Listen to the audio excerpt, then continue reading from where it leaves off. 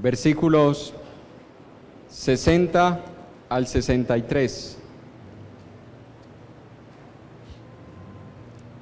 Juan capítulo 6, versículos 60 al 63.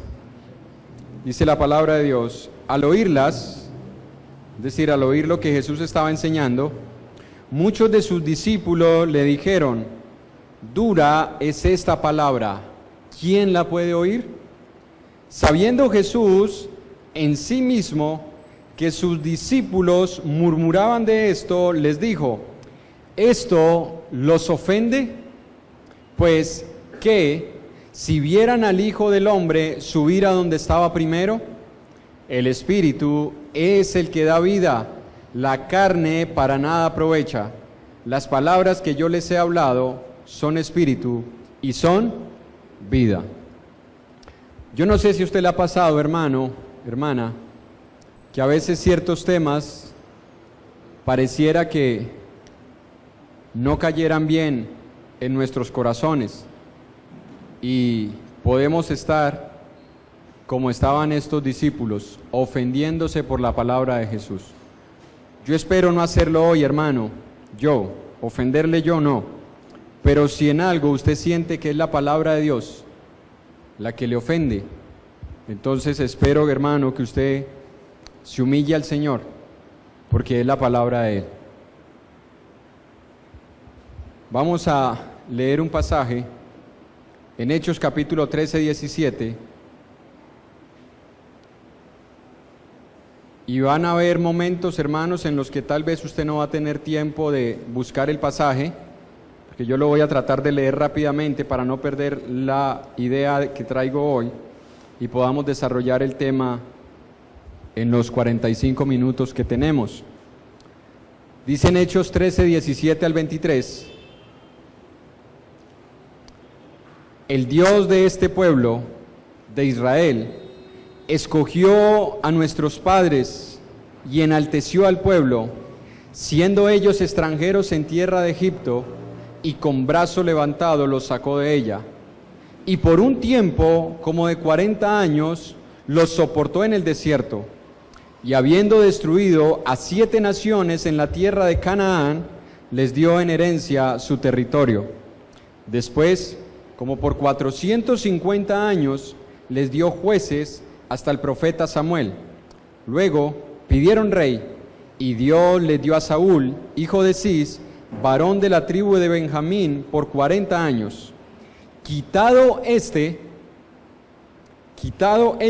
les levantó por rey a David, de quien dio también testimonio diciendo: he hallado a David, hijo de Isaí, varón conforme a mi corazón, quien hará todo lo que yo quiero. Y es sobre David que vamos a meditar hoy. Así que vamos a orar para que Dios bendiga su palabra. Oremos. Soberano corazón de Dios, ¿qué se le viene a la mente? ¿Qué personaje? David. Desde chiquitos, ¿no? Siempre nos enseñaron, mire, David, un hombre conforme al corazón de Dios. Eso siempre va a estar ahí en nuestros corazones. Pero paradójicamente, cuando se quiere hablar del pecado del adulterio, ¿en quién piensa usted? ¿En quién? En el mismo David. Pensamos en él cuando queremos hablar de un hombre conforme al corazón de Dios, y de la misma manera se nos viene a la mente inmediatamente cuando queremos hablar del pecado del adulterio. Han pasado, hermanos, 3000 años desde el pecado de David y seguimos hablando de él. Mire, 3000 años. O sea, no fue hace 15 días ni 20 días como sucede a veces con nosotros, ¿no? Pero usted me está recordando lo que yo hice hace 8 días. Bueno, aquí se está recordando y quedó escrito, hermanos, el pecado de David. ¿Por qué? ¿Por qué, hermanos? ¿Por qué siempre que vamos a abordar el tema del adulterio terminamos nosotros con David o iniciamos con David? Bueno, en Proverbios capítulo 6, verso 23, encontramos nosotros una posible razón que no sé si para usted sea así, pero está escrito. Proverbios 6, 32 y 33 dice la Escritura: mas el que comete adulterio es falto de entendimiento, corrompe su alma el que tal hace. Heridas y vergüenza hallará, y su afrenta nunca será borrada. Entonces, ¿por qué terminamos nosotros hablando de David? Bueno, según Proverbios, porque ese es uno de los pecados, hermanos, que queda marcado en nuestras memorias. En la memoria del que lo cometió, porque es imposible olvidarse de eso, y en la memoria de aquellos que han sufrido por la persona que cometió este pecado. Yo creo, hermanos, que David jamás se imaginó que lo que él estaba haciendo le iba a traer problemas terribles en su vida. Yo no creo que David se alcanzó a imaginar el alcance tan grande que tiene este pecado que vamos a meditar hoy, aunque la idea va a estar centrada en lo que se debe hacer cuando se comete esto. Pero es igual, hermanos, que cuando cometemos cualquier pecado hoy en día. Cuando uno comete un pecado, sea la mentira, sea la murmuración, sea la ira, sea el engaño, sea el robar, uno nunca se alcanza a imaginar el alcance que eso tiene. Uno nunca alcanza a entender la magnitud de las consecuencias de un pecado que uno cometa. Uno cree que una simple palabra no va a traer consecuencias. No, yo lo dije y ya. Pero ¿hasta dónde llegaron esas palabras? Uno piensa que un rencor guardado contra alguien no va a traer consecuencias. Uno piensa, no, eso es en el momento, eso se me pasa. Hermano, mientras se te pasa, es un campo abonado para Satanás. Uno piensa que robarse 100 pesos en el colegio, eso no va a traer consecuencias. No, son 100 pesos, eso, él ni se dio cuenta que se le cayó, pero es robar. Así que si usted se encuentra cualquier cosa, hermano, y usted sabe que es de alguien, uno no puede decir, no, pero le sobra, eso le sobra a esa persona. Es robar. Y si eso no se controla, hermano, pregúntele a Judas cómo terminó. Judas tenía la costumbre de meter la mano en el saco de la bolsa. ¿Y cómo terminó? Vendiendo a Jesús. Vendiendo a Jesús. Hermano, cualquier pecado que nosotros cometamos y nosotros no le pongamos freno va a traer consecuencias grandísimas. El problema es que nosotros no alcanzamos a imaginar lo que esto va a traer sobre mi vida y sobre mi familia si la tengo. Porque si nosotros tenemos familia, hermanos, las familias terminan sufriendo las consecuencias de nuestros pecados. ¿Es injusto? Yo no sé si es injusto, pero así está. Dios visita la maldad de los padres hasta la tercera y cuarta generación. Dios lo hace, hermanos. Y solo la gracia y la misericordia de Dios pueden ayudar a que las consecuencias no sean tan graves. En Proverbios capítulo 26, versículo 1 y 2, Proverbios 26, 1 y 2. ¿Está guay ahora? ¿Seguro?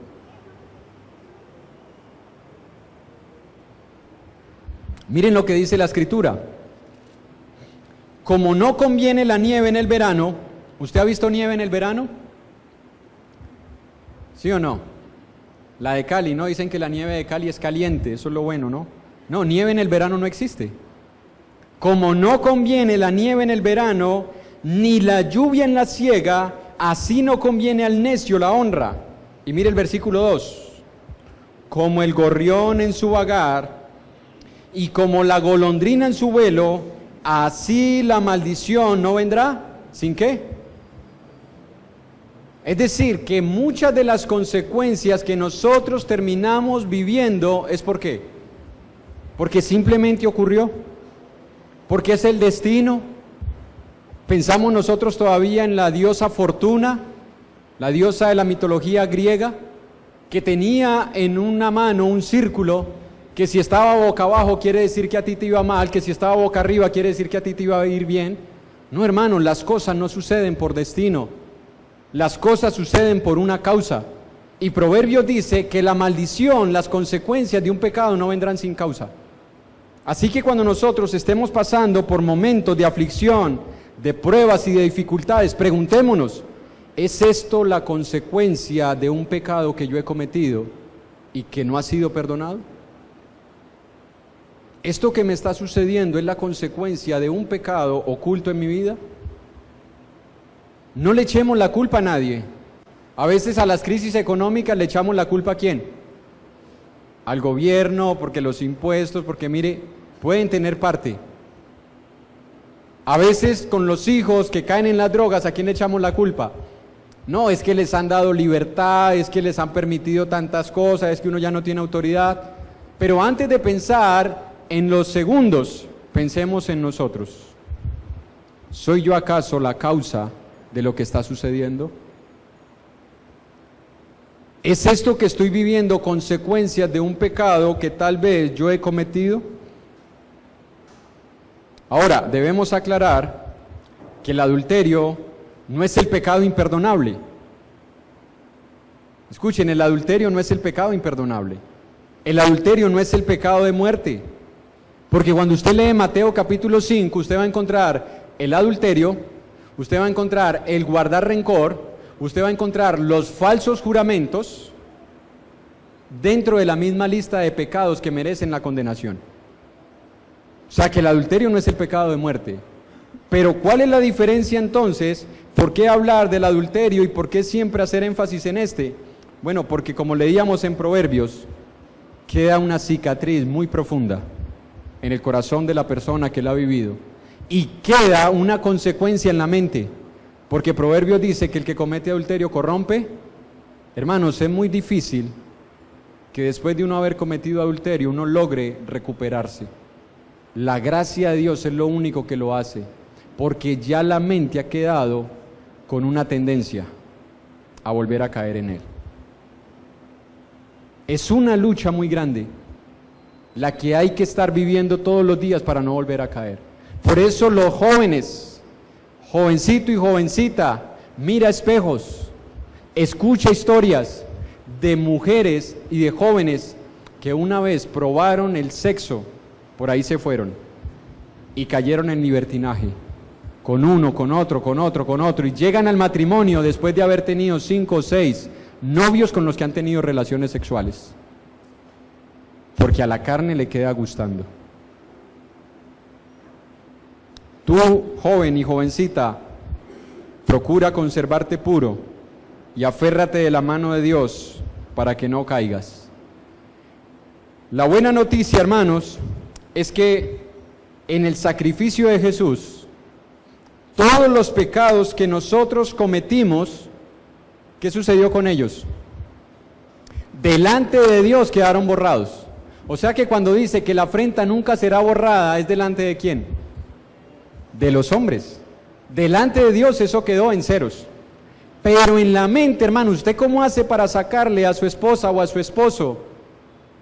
Pero usted, ¿por qué sigue recordando eso? No se lo podemos sacar.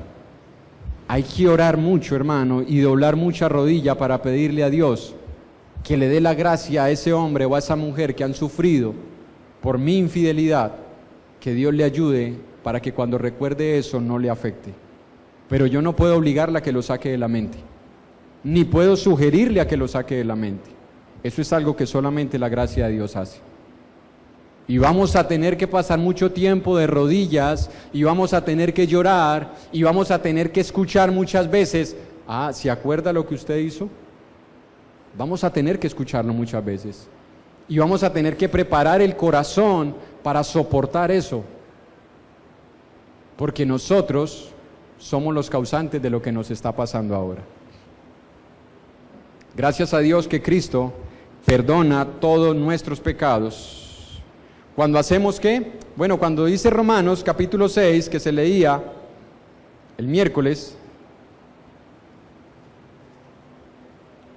Romanos capítulo 6, verso 17 y 18, dice: pero gracias a Dios que aunque erais esclavos del pecado, habéis obedecido de corazón a aquella forma de doctrina a la cual fuisteis entregados, y libertados, escuche, libertados del pecado, vinisteis a ser siervos de la justicia. Para usted liberar a un esclavo, ¿usted sabe qué tenía que hacer? Pagar el precio por el cual ese esclavo había sido comprado. ¿Qué hizo Cristo? Pagó el precio. ¿Cuál precio? Su sangre, su vida por nosotros. ¿Y cuál era la deuda que usted y yo teníamos? Bueno, en Mateo está claro. Y Señor, perdónanos nuestras deudas. En Lucas usted encuentra, perdona nuestros pecados. O sea que ¿cuál es la deuda? El pecado. ¿Qué hizo el Señor? Pagó todos nuestros pecados. O sea que todo pecado que nosotros hayamos cometido delante de la justicia de Dios fue perdonado. Pero ¿por qué, hermanos? Es que se habla de que el pecado de la inmoralidad es un pecado que va a quedar en la retina de muchas personas y aún de nosotros mismos. Bueno, en 1 Corintios capítulo 6, versículo 15 al 20, 1 Corintios 6, 15 al 20 dice: ¿no sabéis que vuestros cuerpos son miembros de Cristo? Ahí comenzó a darnos una pequeña razón. ¿Quitaré pues los miembros de Cristo y los haré miembros de una ramera? La palabra ramera no es la que vende ramas, ¿no? Ni hierba. La palabra rameras es la prostituta, para que lo entienda un poco mejor. ¿Quitaré pues los miembros de Cristo y los haré miembros de una prostituta? En Proverbios se le llama la mujer extraña. De ningún modo. ¿O no sabéis que el que se une con una ramera es un cuerpo con ella? Porque dice, los dos serán una sola carne, pero el que se une al Señor, un espíritu es con él. Huid pues de la inmoralidad. Cualquier otro pecado que el hombre cometa está fuera del cuerpo, mas el que fornica o adultera contra su propio cuerpo peca. ¿O ignoran que su cuerpo es templo del Espíritu Santo, el cual está en vosotros, el cual tenéis de Dios, y que no sois vuestros? Porque habéis sido comprados por precio. Glorificad pues a Dios en vuestro cuerpo y en vuestro espíritu, los cuales son ¿de quién? Entonces, ¿por qué el pecado de la inmoralidad tiene tanta trascendencia? Porque pecamos contra nuestro propio cuerpo, y al pecar contra nuestro propio cuerpo, pecamos contra la propiedad de Dios. Porque nuestro cuerpo es propiedad de Dios. Por eso a veces nosotros usamos una frase que necesitamos a veces ponerle cuidado de no irnos al extremo, de decir, hay que ganar almas. No, porque es que usted no coge el alma de la persona y la trae acá, uno trae a la persona completa. Y esa mentalidad ha generado que muchas personas, lo que importa es mi corazón. No importa mi cuerpo, no importa cómo me vista, no importa cómo me vea, no importa lo que yo haga con mi cuerpo, lo que importa es el corazón, porque lo que Dios mira es el corazón. No, esa no es la solución, ese es el problema, porque lo que hay en el corazón se hace evidente por lo que transmitimos por nuestro cuerpo. Entonces, hablar de que Dios conoce el corazón no es la solución, es el problema, porque Dios sabe lo que hay. Entonces, el pecado de la inmoralidad, jóvenes, la fornicación, y nosotros que estamos casados, cuando hemos cometido el adulterio, es un pecado que cometemos contra Dios y contra nosotros mismos. Y por eso queda allí. Porque Dios toma muy en serio, hermanos, la inmoralidad. Hay un misterio ahí. ¿Cómo es que mi cuerpo viene a formar parte del cuerpo de Cristo? ¿Y cómo es que cuando yo me uno con otra mujer, me hago uno solo con ella? Bueno, ese es un misterio que vamos a estudiar cuando estudiemos Corintios. Hoy no lo vamos a estudiar, porque nos echaríamos todo el servicio hasta las 2 de la tarde más o menos. Pero lo que sí podemos ver, hermanos, es que el pecado de la inmoralidad no es algo liviano. Es algo que Dios toma muy en serio, y que solo el arrepentimiento genuino, hermano y hermana, solo el arrepentimiento genuino logran comenzar a sanar las heridas cometidas contra nosotros y contra otros. Solo un arrepentimiento genuino y los frutos dignos de que nos hemos arrepentido es que comienzan a sanar las heridas contra nuestra familia, contra nuestros seres cercanos y contra la iglesia, porque también contra la iglesia se peca. Porque colocamos, hermano, en tela de juicio la moralidad del cristianismo. Porque hacemos que el nombre de Cristo sea vituperado. porque hacemos que las personas hablen mal, no de usted, no de mí, porque cuando hablan de la iglesia hablan de Cristo. Hablan de Cristo, porque la iglesia es el cuerpo de Cristo, hermano. Tú eres parte del cuerpo, yo soy parte del cuerpo. Un pecado tuyo, un pecado mío trae consecuencias sobre la misma iglesia. ¿Entendido hasta ahí, hermanos? ¿Sí? ¿Seguro? Salúdense unos a otros, hermanos, porque ahorita sí vamos a entrar en materia y vamos a ir de largo. Vamos a ir de largo. Así que si usted no alcanza a leer, apunte los versículos. Van a quedar grabados los temas, se están grabando. Si usted lo desea volverlo a escuchar, se acerque y se lo pasamos a una memoria para que lo tenga en su casa y si desea volverlo a escuchar. En 1 Samuel, capítulo 11, versos 5 al 13, para hablar de David.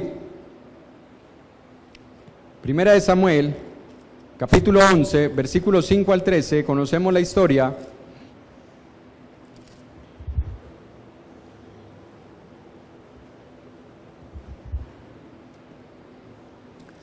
Dice la escritura.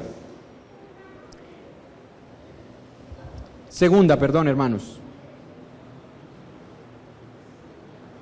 Segunda de Samuel, capítulo 11. Capítulo 12, hoy estoy perdido. Capítulo 12, versículo 5 al 13 dice: entonces se encendió el furor de David en gran manera contra aquel hombre y dijo a Natán: vive Jehová que el que tal hizo es digno de muerte, y debe pagar la cordera 4 tantos porque hizo tal cosa y no tuvo misericordia. Entonces dijo Natán a David: tú eres aquel hombre. Así ha dicho Jehová, Dios de Israel: yo te escogí por rey sobre Israel y te libré de la mano de Saúl y te di la casa de tu señor y las mujeres de tu señor en tu seno. Además te di la casa de Israel y de Judá, y si esto fuera poco, te habría añadido mucho más. ¿Por qué pues tuviste en poco la palabra de Jehová, haciendo lo malo delante de sus ojos? A Urías Heteo heriste a espada y tomaste por mujer a su mujer, y a él lo mataste con la espada de los hijos de Amón, por lo cual ahora no se apartará jamás de tu casa la espada, por cuanto me menospreciaste y tomaste la mujer de Urías Heteo para que fuese tu mujer. Así ha dicho Jehová: he aquí yo haré levantar el mal sobre de tu misma casa, y tomaré tus mujeres delante de tus ojos, y las daré a tu prójimo, el cual yacerá con tus mujeres a la vista del sol, porque tú lo hiciste en secreto, mas yo haré esto delante de todo Israel y a pleno sol. Entonces dijo David a Natán: pequé contra Jehová. Y Natán dijo a David: también Jehová ha remitido tu pecado, no morirás. Cuando usted lee la historia, usted se da cuenta que David quiso ocultar su pecado para que nadie se enterara de lo que él había hecho. Cuando Natán lo amonesta, han pasado casi un año.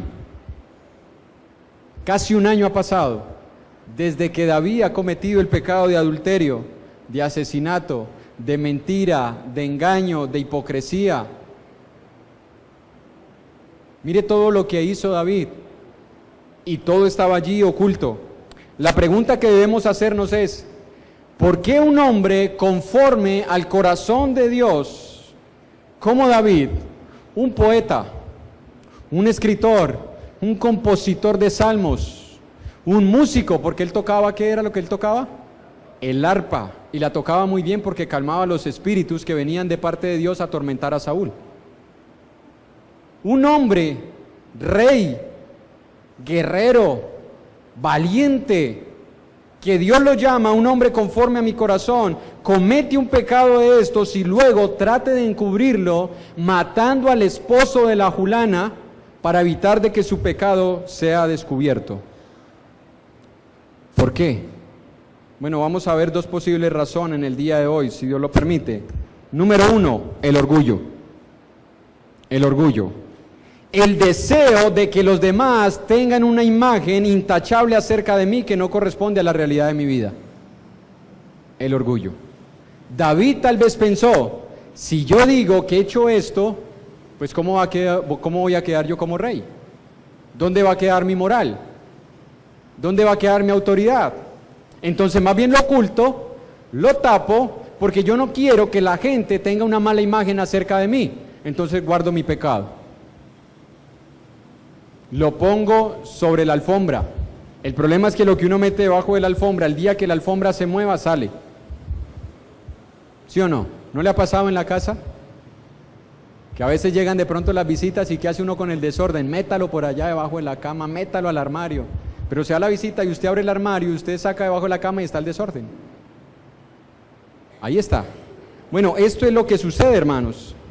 Erwin Lutzer, un escritor cristiano, en un libro escrito lógicamente para creyentes y para siervos, un libro que se llama Creciendo a través del conflicto, dice, y cito: la vergüenza hace que manipulemos las consecuencias del pecado, porque por naturaleza estaremos dispuestos a pagar cualquier precio a fin de aparentar de que somos buenos e irreprensibles. Esa es la naturaleza de nosotros. Vamos a querer aparentar que somos buenos e irreprensibles, y para eso tenemos que sufrir las consecuencias de ocultar nuestro pecado. Lo vamos a hacer. Eso dice este hombre. ¿Qué es lo que estamos transmitiendo con esto, hermanos? Que a veces queremos transmitir una imagen acerca de nosotros que no es. Queremos que los demás piensen de nosotros bien. No queremos que conozcan mis debilidades ni mis pecados. No queremos que se enteren de nuestra vida oculta. No estamos dispuestos a perder lo que hemos conseguido, y si tal vez hemos conseguido un nombre, o como usted ve en el deporte, aquellos deportistas que han logrado una carrera de éxito, y si en algún momento sienten que no pueden ganar, ¿saben qué hacen? Se dopan para poder ganar. El problema es que eso se descubre tarde o temprano, y si no, pregúntele a Lance Armstrong.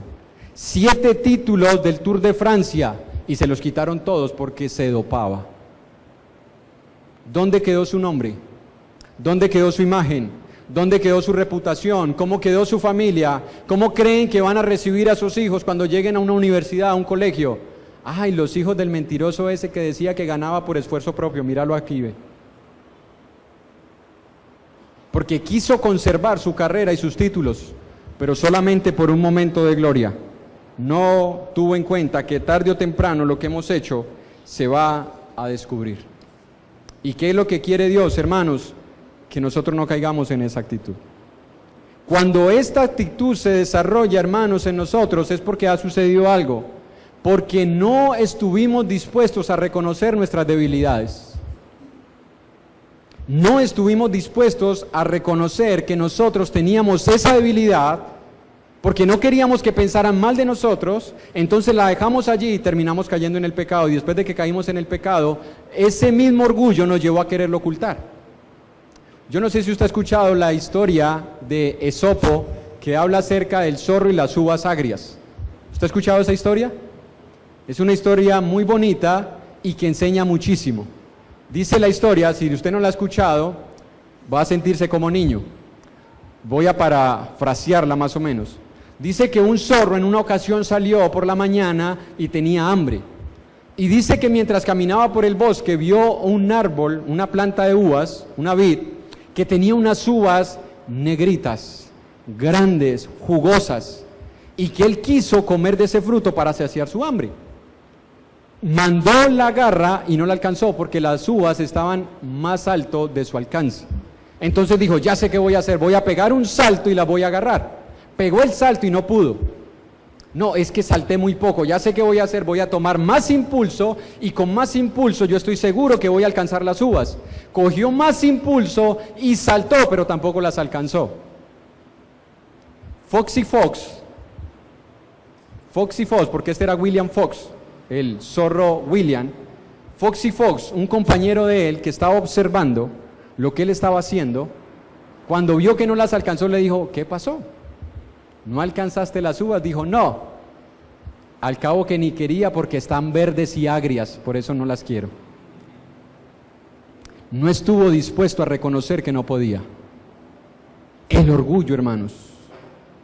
Cuando a veces nosotros tenemos una debilidad, no estamos dispuestos a confesarla por el orgullo, porque pensamos que es una deshonra reconocer mis debilidades o reconocer mi pecado. Es todo lo contrario, hermano. La verdadera deshonra es no confesar el pecado que he cometido. La deshonra no es haberlo cometido, eso es un pecado. La deshonra es no estar dispuesto a reconocer mi pecado, a reconocer mi debilidad, a confesar mi pecado y a sufrir las consecuencias que traigan ese pecado sobre mi vida. Esa es la verdadera deshonra.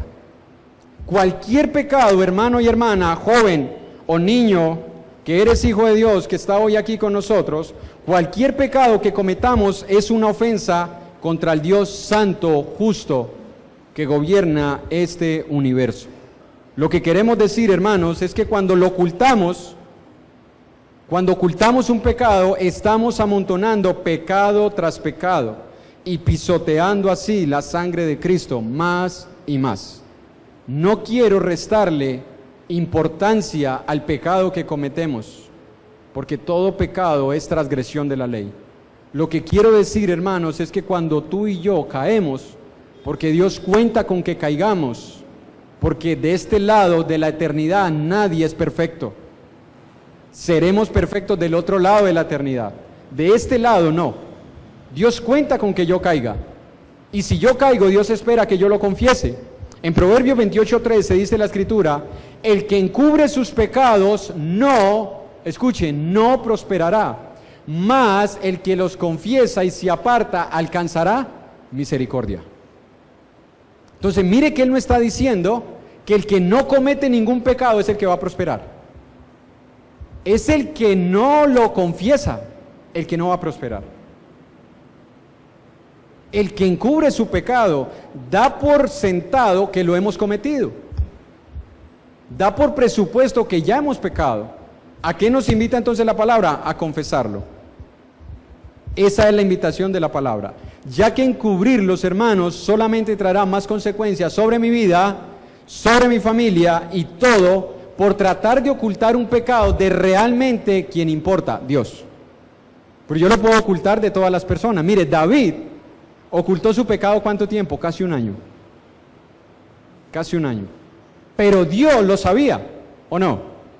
¿O sería que a Dios le informaron? Oiga, Señor, usted con tanto trabajo como que no se ha dado cuenta que David, el que usted le llama hombre conforme a su corazón, cometió un pecado. No, Dios lo sabía antes de que David pecara. Antes de que David pecara. Porque Salmos dice: no está aún la palabra en mi boca y aquí tú la sabes toda. Cuando David mandó a llamar a Betsabé, ya Dios sabía lo que iba a hacer David. Y Dios permite que haciendo tu voluntad, Él haga su voluntad para que Él se lleve la gloria. Eso es lo que a veces no entendemos en la soberanía de Dios. Dios se lleva la gloria cuando Él permite que tú hagas tu voluntad mientras Él hace su voluntad. Y Dios permitió que David pecara para que luego le diera gloria a Dios cuando Dios le pidiera cuentas por su pecado. Entonces, ¿qué es lo que dice la palabra? Que nosotros debemos, hermanos, estar conscientes de que de Dios no podemos ocultar nada. Hay que confesarlo. Muchos jóvenes y aún niños, escuchen ustedes, jóvenes y niños, no están dispuestos a veces a reconocer que están luchando contra la lascivia, contra la lujuria, contra el deseo de la sexualidad. ¿Cómo se da usted cuenta? Porque a ellos les gusta ver las revistas de ropa interior, donde salen las muchachas. Porque a ellos les gusta ver esos programas donde salen en vestidos de baño. Porque a ellos les gusta ver películas donde pasan escenas que ya no son para niños. Películas donde mujeres andan mostrando lo que no es de ellas. Porque si tienen esposo, eso no es de ellas. Y si no tienen esposo, tampoco son de ellas, porque ese cuerpo también lo hizo Dios. También lo hizo Dios. O sea que por ningún lado se puede mostrar lo que no es de nosotros, ¿no? Eso solamente Dios lo permite en el matrimonio. Entonces muchos jóvenes no están dispuestos a reconocer que están luchando contra la lascivia, contra la inmoralidad, porque no quieren perder la confianza de sus padres, o no quieren pasar la vergüenza de que otro le diga, ay, mira, el que le gusta ver películas, no. O que sus padres le digan, vea, usted acuéstese, porque yo sé que si usted queda despierto se queda viendo eso. No quieren perder esa confianza. No están dispuestos a pasar la vergüenza de que otro les haga ver de que están luchando contra esa debilidad.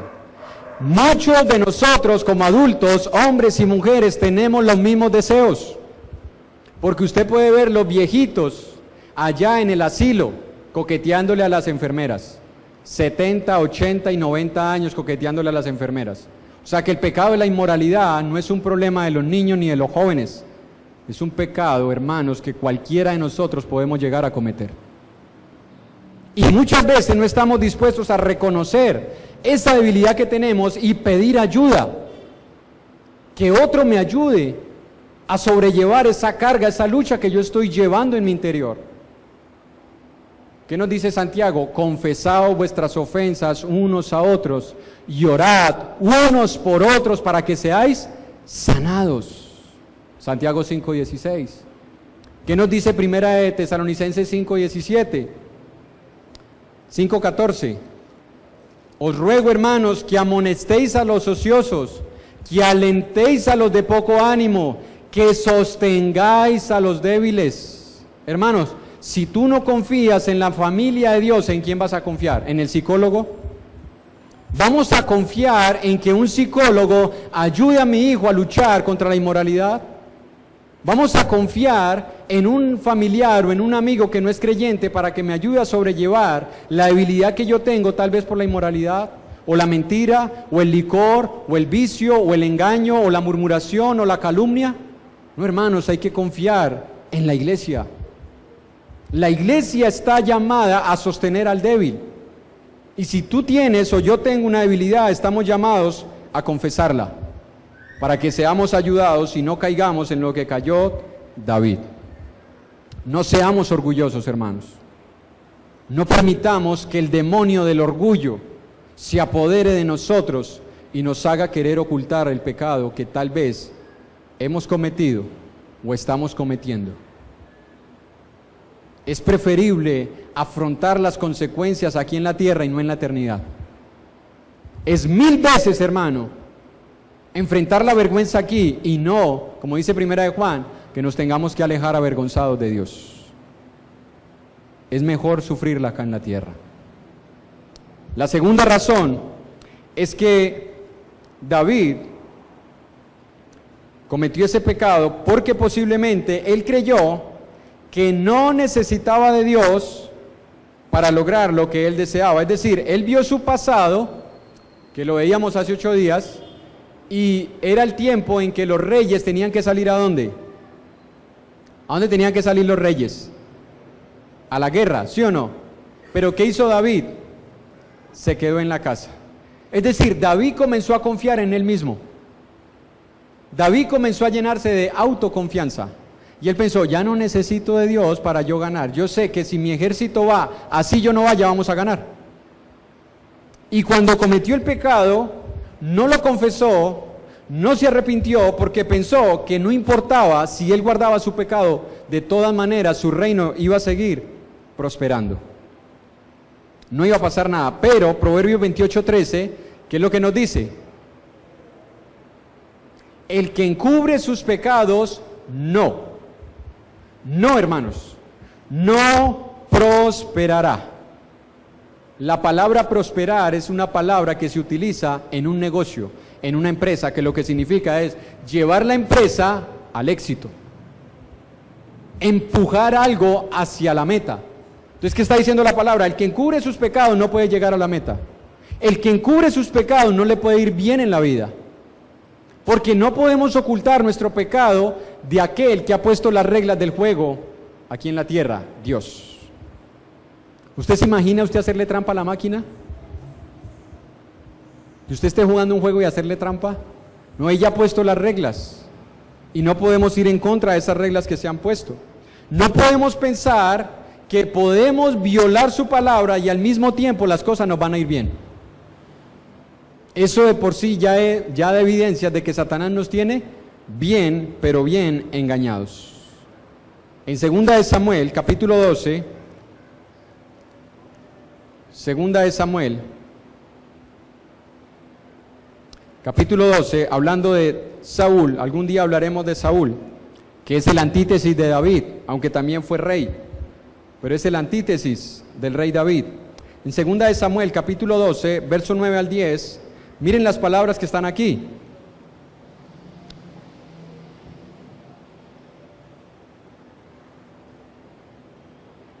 Vamos a hablar de David primero, luego hablamos de Saúl. ¿Por qué pues tuviste en poco la palabra de Jehová, haciendo lo malo delante de sus ojos?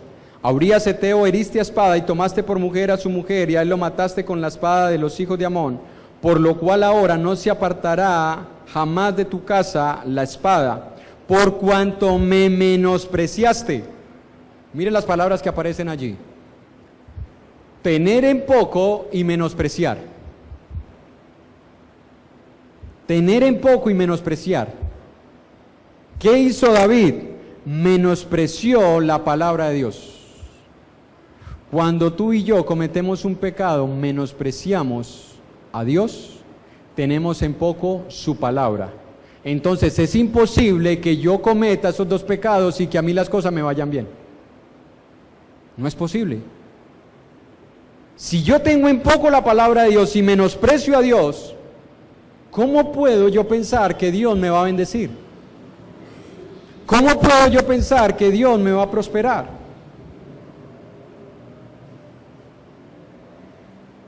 Eso solamente cabe en el corazón y en la mente de uno que, como dice Proverbios, se ha corrompido.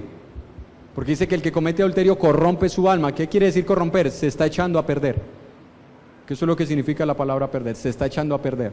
La conciencia ya no trabaja como freno, porque la conciencia es un freno, ya no trabaja. Y comenzamos a caer en pecados y comenzamos como Jonás, de hablar con Dios al desierto, del desierto a un barco, del barco a un camarote, del camarote al mar y del mar al vientre del pez. Una escalera hacia abajo, una escalera que va de para abajo, hermanos. Todo por tener en poco la palabra de Dios, todo por menospreciar a Dios, por pensar que yo puedo prosperar y tener éxito en la vida, aún cuando yo haya cometido un pecado y lo esté ocultando. Si, hermanos, realmente nosotros queremos que Dios nos bendiga, no podemos ocultarlo. En Hebreos, capítulo 4, versículo 13, vamos terminando, en cámara lenta. ¿Sabe qué significa en cámara lenta, no? Hebreos capítulo 4, versículo 13, dice la Escritura, y no hay cosa creada que no sea manifiesta en su presencia. Antes bien, todas las cosas están desnudas y abiertas a los ojos de aquel a quien tenemos que dar cuenta. Y Salmo 139, David, después de cometer su pecado, en uno de sus salmos de arrepentimiento, reconoció: ¿a dónde me iré de tu espíritu? ¿Y a dónde me podré apartar de tu presencia? No puedo, dice David. ¿Cómo se me ocurrió a mí, dice David, después de que ha sido confrontado por su pecado, creer que yo podía engañar al Dios que lo llena todo? ¿Cómo se me ocurrió a mí? Bueno, se nos ocurre cuando el orgullo está en nuestro corazón y cuando creemos que podemos salir adelante sin haber confesado nuestro pecado delante de Dios. Si nosotros queremos la bendición de Dios, hermanos, la única manera es que tomemos muy en serio su voluntad sobre nuestras vidas. Jóvenes, si ustedes quieren tener un futuro bendecido por Dios, ustedes tienen que tomar en serio la palabra de Dios en Efesios 6, 1 y 2. Hijos, obedeced el Señor a vuestros padres. Honra a tu padre y a tu madre para que te vaya bien. Y si nosotros como cristianos queremos tener un futuro próspero y bendecido por Dios, Dios nos dice: refrena tu lengua del mal. El que quiere amar la vida y ver días buenos, ¿quién quiere eso? ¿Quién quiere eso? ¿O usted quiere, no, yo quiero que me vaya mal en la vida, que me vengan las 7 plagas de Egipto? No, yo creo que no. Entonces, ¿qué dice Primera de Pedro? Refrena tu lengua del mal y tus labios no hablen engaño. Mire, las palabras, lo que sale de nosotros, trae consecuencias si no es verdad. En Segunda de Reyes, capítulo 6, versículo 5, miren una forma en la cual Dios muestra.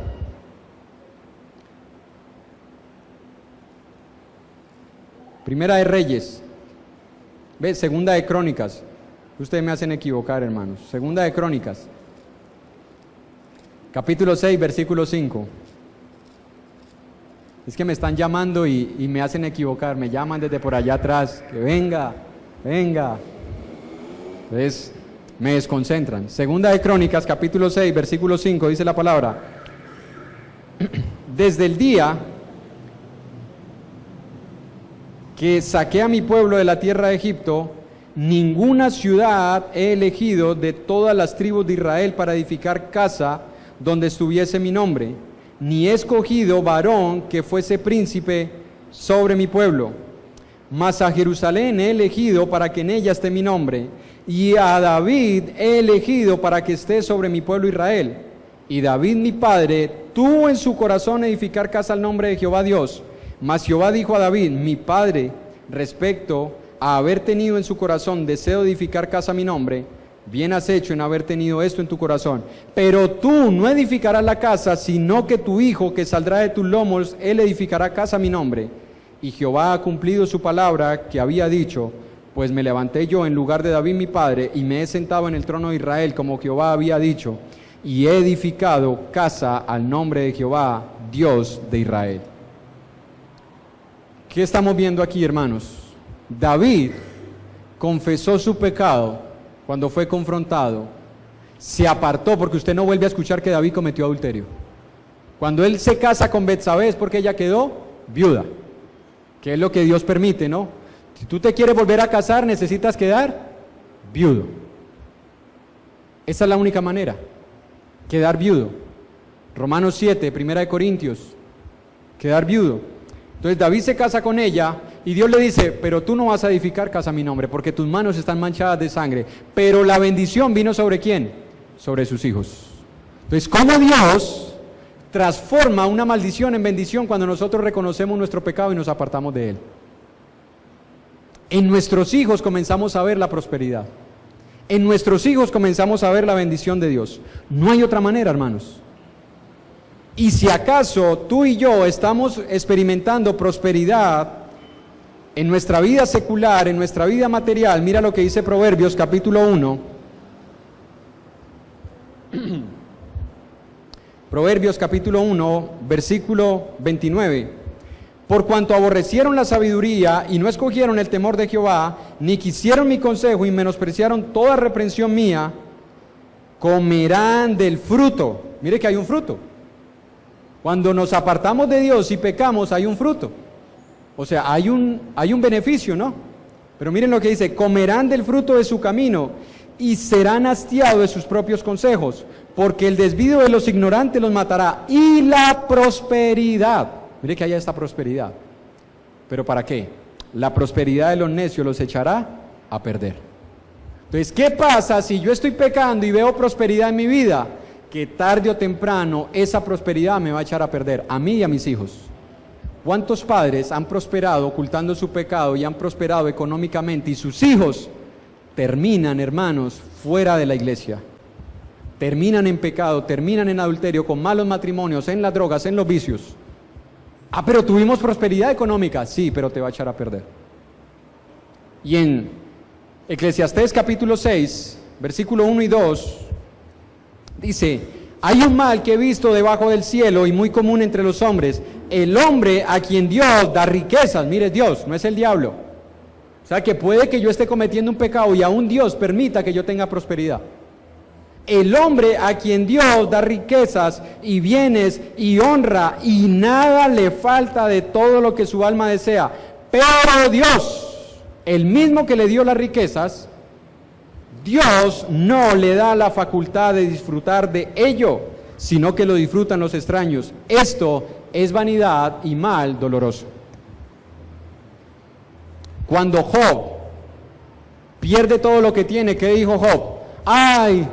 Dios me quitó lo que el diablo me dio. ¿O qué dijo Job? Jehová dio, Jehová quitó. Dios te puede dar prosperidad aún en tu pecado, pero para tu propia destrucción. Te da las riquezas, pero no lo disfrutas. Porque un corazón lleno de pecado no puede estar en paz. No hay paz, dijo mi Dios, para los impíos. No hay paz para un corazón que está guardando su pecado dentro de él. Si nosotros queremos ver la verdadera prosperidad espiritual en nuestras vidas, Lucas capítulo 6, versículo 45, Lucas 6, 45, miren lo que dice la Escritura.